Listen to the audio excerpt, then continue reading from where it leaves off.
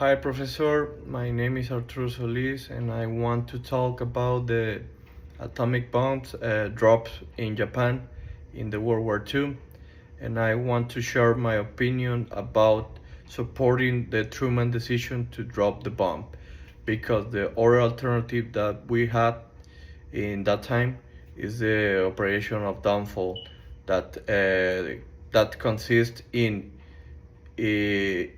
attack directly and get into the mainland of Japan. But that plan probably prolonged the war 2 more years, and we gonna have casualties of deaths about of 1 million of Americans and 1 million of Japanese. And I think because the best solution was the dropping the bomb, because we stopped the war more quickly thanks to the bombs. I know it's a very awful thing, or very, I don't know how to say it, but it's a very unheard or mean to say that pues, it's the best solution, right? Because pues, it's people or civil people dying in that attacks, but uh, by the context that I mentioned before, prolong the war 2 more years is probably worse than that happened the day of the drop the bombs. If we continue with the other plan, we probably had a lot of problems, outcomes at the end of the war, because still producing tanks or machines to the war in in a point we probably got a shortage. We lost a lot of resources, and we don't have the enough to resources to still building or still manufacturing weapons, uh, and that create another depression on another economic issue. And yeah, we can add all the life we are losing in if we still fighting for 2 more years. We don't know. We probably got a directly attack to our territory, because we see in the World War II we just received a attack in Pearl Harbor, and that's it. But we still in this conflict with Japan for more years. We probably receive directly attacked by them, and this should be a big issue to us, because we are at the end, I think we are not outcome like a leader of the world like we did in the World War II. I made my research in the webpage of the past, and thanks to that webpage, I can understand how much it will cost if we're still fighting against the Japanese.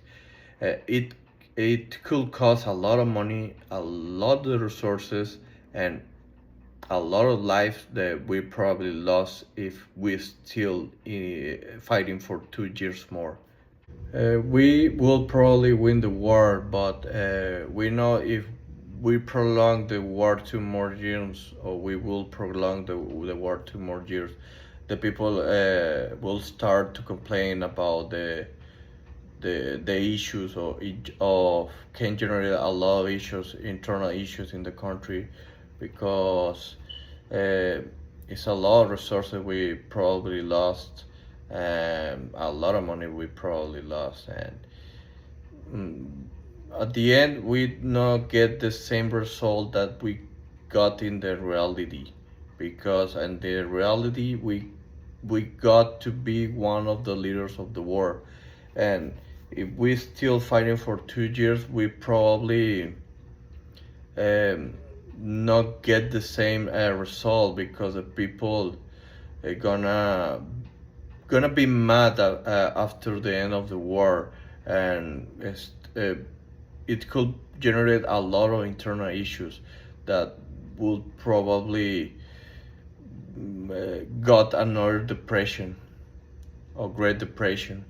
And I don't think United States have to apologize for these attacks. That I think the best option or the best we can do is make tribute to all the people who died in that attacks.